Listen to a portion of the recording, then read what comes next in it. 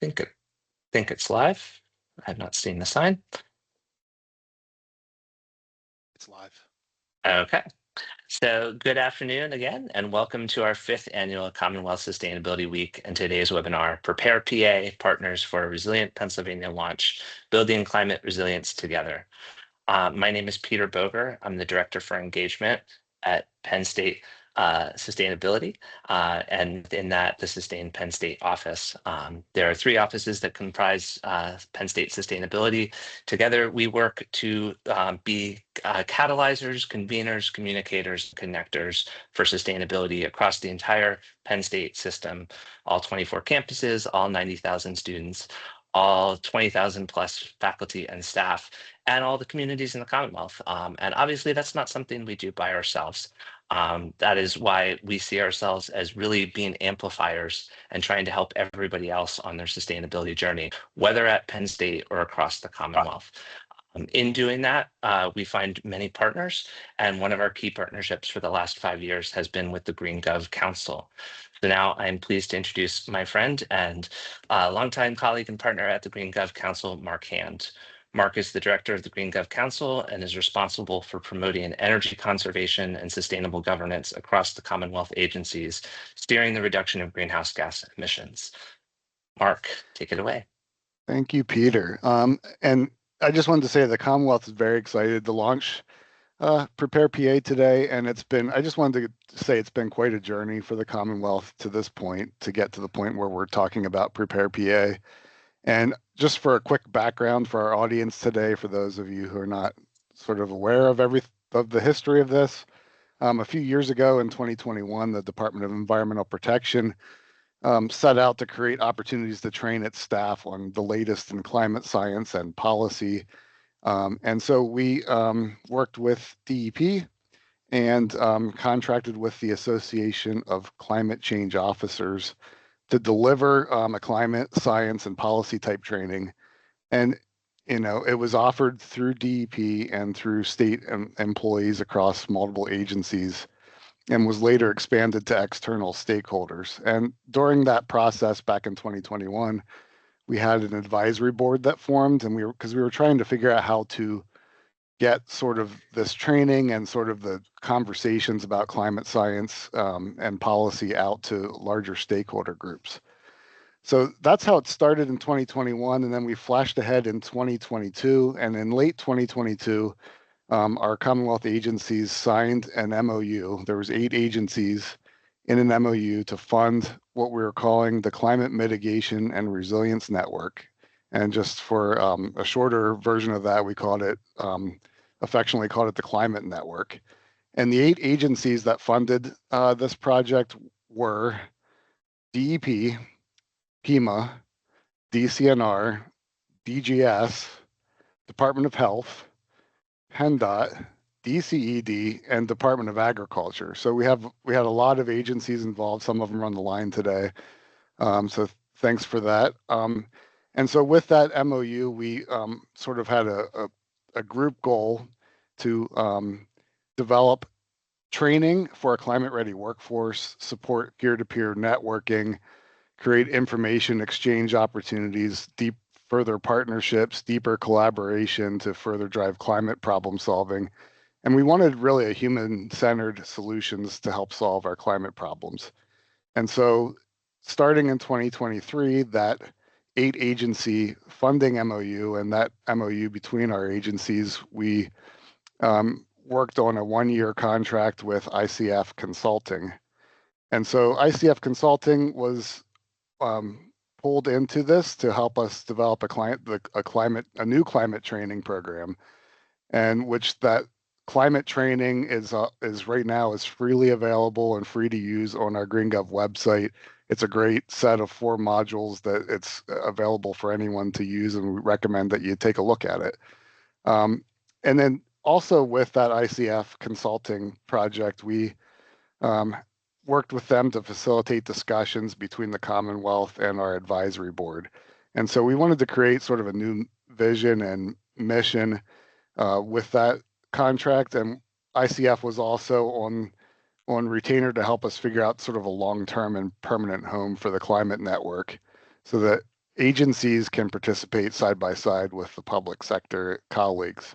So at the time, we created a vision and a mission statement, and the vision was, and is, a self-sustaining, member-driven organization that connects, educates diverse stakeholders across Pennsylvania, sharing the expertise, knowledge, collaborative partnerships needed to advance climate education and literacy throughout the Commonwealth. And then the mission that's associated with that was to reduce Pennsylvania's greenhouse gas emissions, improve resilience to climate-related hazards, and advance statewide economic vitality, public health, and social equity by identifying solutions, educating leaders, and connecting stakeholders. So that's a mouthful, and we'll get into, I'm sure, more of that here today. But after the ICF contract expired, our 8 agencies got together and we went out with a request for information, a formal procurement request for information to the public to help get input from our own membership and how to create sort of a self-sustaining model.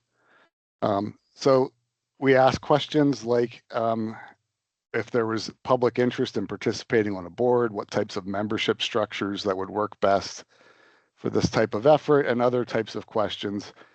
And so long story short, I mean, it was quite a long history here, but all of that process led to us agreeing to work or looking to work with an academic partner on this shared mission of education and developing Pennsylvania leaders, which led us to Penn State University and this conversation today. And just finally, I just wanted to take a moment and just thank Chris Naif in particular at the Department of Environmental Protection, because over the last couple of years, Chris has taken a management role in moving this project forward and coordinating with all of our Commonwealth agencies to keep this moving along.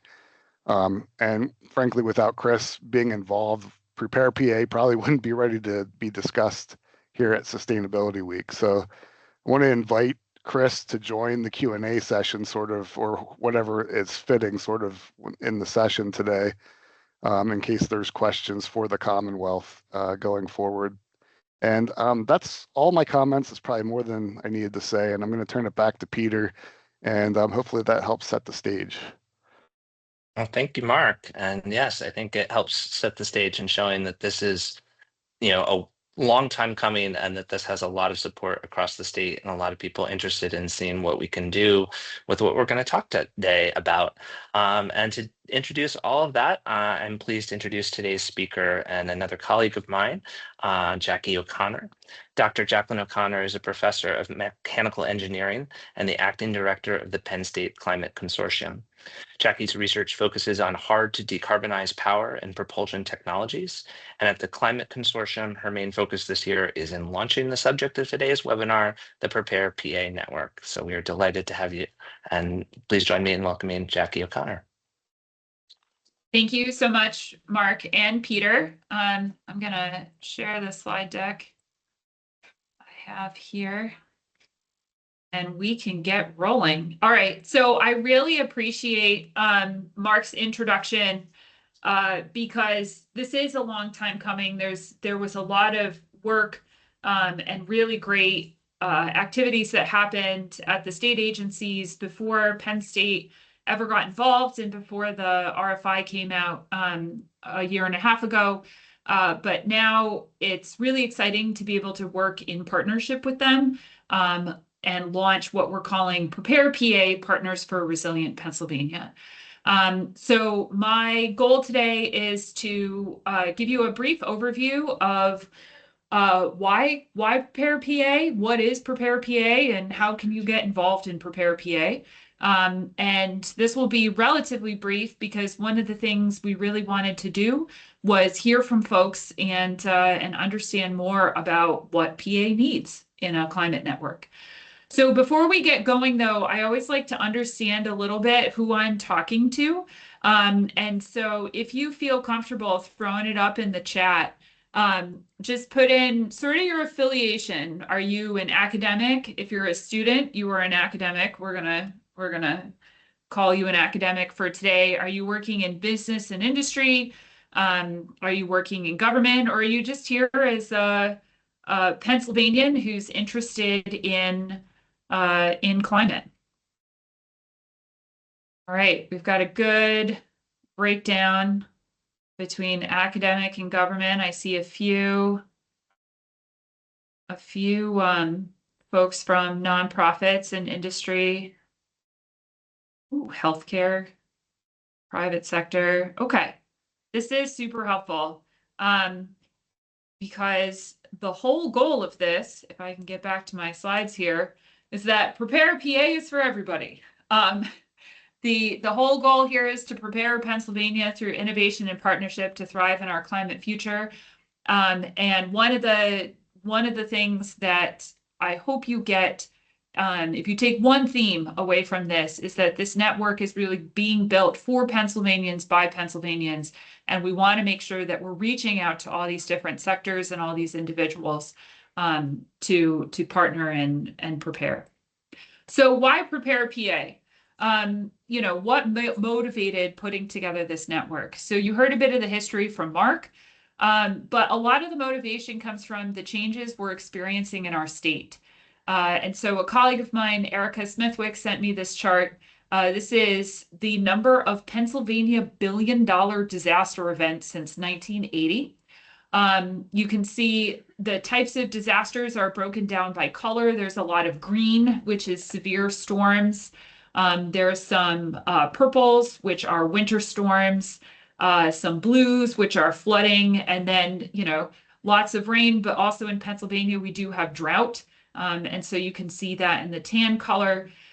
So lots of things are happening in the Commonwealth, but the real takeaway from this chart is the frequency with which this is happening is increasing rapidly.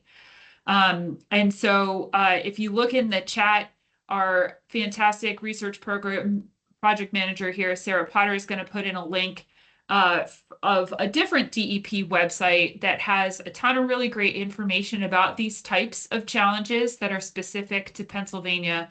And I highly recommend learning more from that. It's a very engaging website, lots of great visuals, and lots to learn there.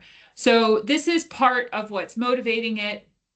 Things are happening in the state that we really need to respond to. There are a number of different ways in which we can respond. This is just another example.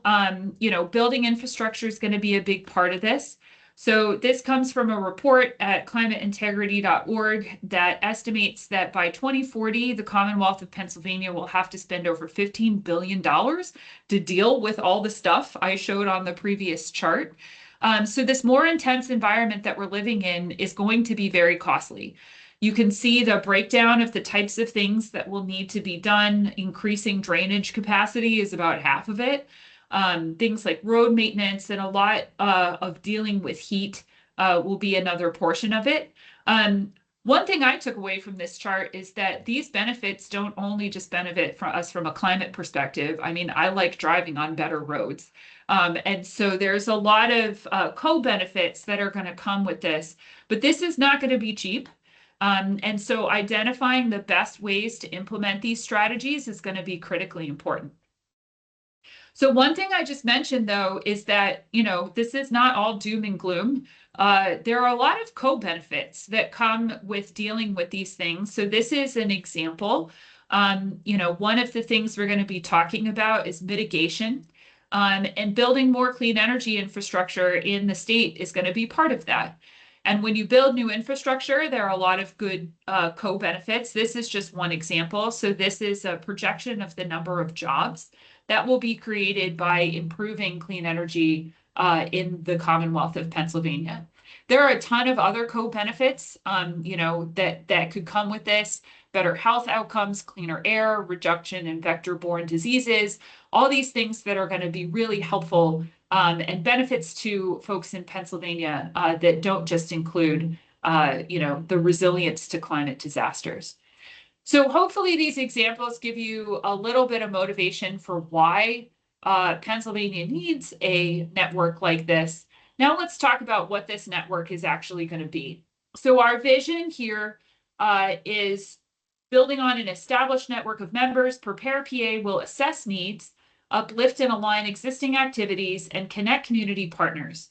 Grounded in innovation and partnership, these efforts will equip the Commonwealth with the knowledge, tools, and resources needed to thrive under a changing climate. So there are a few important parts of this vision statement that I want to highlight. And the very first and very most important part of it is network. Although Penn State is leading this effort, we certainly don't have all the answers. I think as an educational institution, we are well positioned in the research that we do and the educational activities that education and outreach activities that we already have going. These things thrive in a university environment, and I think it'll be a benefit to the network, but we certainly don't have all the answers. A lot of these answers are actually already out there in the Commonwealth, in counties and townships and companies and civic groups. Folks have answers, but they don't have all of them. And so putting together this network such that people can share this information will be really critical. And helping our fellow Pennsylvanians will be important. I think the other thing, you know, we've put it in the name of the network, and it's mentioned, you know, we refer to the Commonwealth a lot. Pennsylvania is a very unique place. I'm not a native Pennsylvanian, but I am very happy to have adopted it as my home. And I think there are a lot of ways in which we are unique and very strong. And so coming together as a Commonwealth and helping each other out is going to be a really key part of this. And I think Penn State's really well poised to do that in our land grant mission as your state university. So there are a number of different ways in which we're going to do this. So there are sort of three focuses. Mitigation, like I mentioned before, we can still reduce emissions that will hopefully help mitigate some of the further climate disasters that I talked about in that previous slide. But as part of this mitigation, one of the things we really want to focus on are these co-benefits. So growing local economies, helping with workforce, health outcomes, these sorts of things can be really helpful. And so we want to keep an eye on that as we're putting together mitigation strategies. We've talked a lot about adaptation, so these resilient communities, and I think that's going to be a lot of the focus, and really a lot of the focus of the original network will be adopted into this new version as well. And then, you know, fostering this collaboration. There's absolutely no reason we need to do these very hard things in a vacuum. Pennsylvania is a diverse state. We have, you know, a lot of different types of communities and a lot of different types of landscapes, but I do think there are a lot of similarities so that we can share best practices. So the goal of Prepare PA is to facilitate all these types of activities. There are some guiding principles that we're going to be using as we put together these activities. And they really come from the needs of Pennsylvania as a whole. So you heard from Mark that originally this came from a need within the government agencies. And so policy and agency needs are really the founding of this and going to be important going forward. The agencies who initiated this network did a really fantastic job of engaging folks within the government and outside. And so we're particularly grateful to the folks at DEP for their founding vision on this and helping us get this off the ground. But that's sort of where we started. But there are a number of different pieces that we need to add to it. The first is, or the next is these ecosystem needs. So we're all living in and around ecosystems that are changing as a result of the climate. You know, many of those billion-dollar disasters that were on that chart show how human infrastructure interacts with these ecosystems in somewhat unproductive ways. So all that flooding and storm damage comes to mind. And so in order to help facilitate lasting solutions, we need research data and strategies that will allow us to work within these ecosystems successfully. And so keeping this in mind as we put these solutions together and help each other out are going to be important. The next, and Mark mentioned this, is a very people-centric activity. And so people and communities are going to be central to this. And so making sure that communities at all levels are engaged is going to be really critical. And then, you know, Pennsylvania is an economic powerhouse for the United States. And so there are business, economic, and infrastructure needs that need to be considered as well. And we're really hoping to engage business and industry as part of these partnerships because they're a really critical piece of actually getting things done. So input from all these different partners will be synthesized in a number of different ways. You can see some of those guiding principles in the little pie in the center there. But getting input from all these different parts and considering all of these ways of dealing with these issues are going to be critical. All right, so I've been talking up a lot of the motivation. What are we actually going to do? So there are 4 activities that the network are going to that the network's really going to focus on, and I'm going to talk through them here. But as I'm talking through them, one of the things I'd like you to start to keep in mind for our question and answer and feedback section at the end is: are there specific things in these 4 buckets that you, your community, your government, your company, your nonprofit really needs? Because we really want to make sure that we're tailoring these activities to the folks in the state. So the first is outreach and engagement. This first piece is critical because it is the network, right? So our first responsibility will be to serve as a convener of network members to address issues that they deem critical to their success. So we're going to do this in a number of different ways. There will be events and opportunities where we'll be able to get together and share knowledge. I think the types of events and opportunities will really be driven by the needs of the members. Some of these will be held online, like we're doing today. But I don't know about you, I find working face-to-face is sometimes a lot more productive. And so we're going to make sure that we're having events around the Commonwealth to make sure that folks on the ground can meet each other where they are. And so one thing that's going to help facilitate this is that, Penn State has a number of Commonwealth campuses. We're already used to working all across the state. But even if you don't live next to a Commonwealth campus, no fear, we will be out in your community eventually. And if there are specific needs, we want to hear about them so that we can make sure that we're reaching those communities. So having these outreach and engagement activities, again, both in line and in person, is where we're going to share this knowledge that we all have to make sure that folks are getting the information that they need. The second piece is going to be this annual conference. So while hosting events in different locales is going to be really critical, I think it is important once a year to get together for a different level of networking. And so this conference is going to align with an event that Penn State has been holding for several years now. It's called our Climate Solutions Symposium. And I'm going to talk about the details of this in just a little bit, because we are already planning for next year's conference. And so I'll give you some information about that. The third piece is education. And so Mark pointed to some educational videos that DEP has already put together, but we really want to expand on this. And this is something that I think as a university, we really have a handle on because education really is our business. We want to make sure that there are a range of educational opportunities, including online trainings, workshops, informational websites, continuing ed, and on-site trainings as folks need them. We'll also have a significant component in climate action planning. And my colleague here, Peter Buck, is here, who runs the climate action planning program at Penn State, if folks have questions about that. And so, delivering not just educational things coming out of Penn State, but also identifying really great programs that are already happening around the state and making sure that folks know about these opportunities will be important. And finally, this is another piece that I think it's really great that Penn State can be leading on, is the issue of data and information.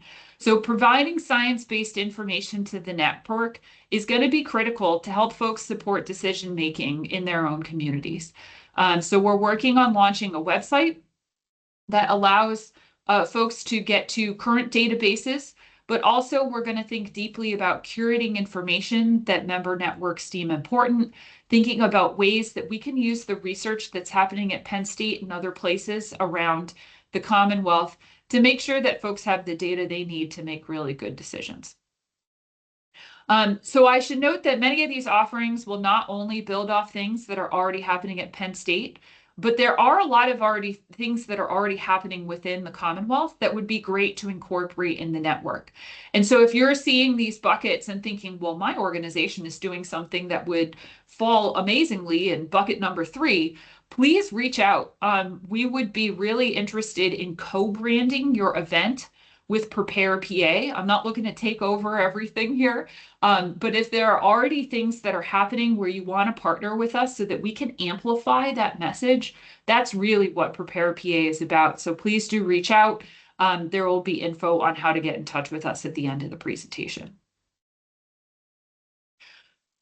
So we have a very awesome team of folks that we're working with in order to launch the network. So this slide shows the people who are working on this in its founding year. So like Mark said, there was an RFI process, and Penn State has a 1-year grant to get this off the ground. And so this is the list of folks who are working on doing that. You'll notice the top line of people all have an affiliation as the Climate Consortium. Here at Penn State, we have a university-wide consortium called the Penn State Climate Consortium. Erica Smithwick is nominally the director, but she's on a very well-deserved sabbatical, and so I'm the acting director this year. But we have 2 associate directors, Christine Kirchhoff and Janet Swim, who are working with us, and then nothing would be possible without Sarah Potter, our research project manager. And so the Climate Consortium is sort of leading the effort.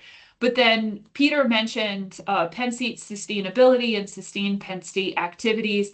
And so folks, Peter Boger and Peter Buck from there are absolutely critical. Rob Nicholas is leading data services, and Laura Fowler is our special network advisor. And so I am unbelievably fortunate to be working with this team. Put together, they have a crazy amount of experience in this area, working in climate and resilience. They're a very talented group of people and just a lot of fun. And so I'm very, very fortunate to be working with the team.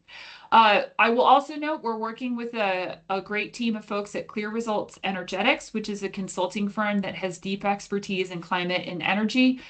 They're helping us figure out the nuts and bolts of a governance structure and a membership structure and that sort of thing. And so more to come on the structure of the network. Today, we're really focusing on the outcomes and the exciting things that will be happening as part of it. So hopefully with all this talking, you're thinking, wow, these things sound really exciting and I'd really like to get involved. So how do I get involved?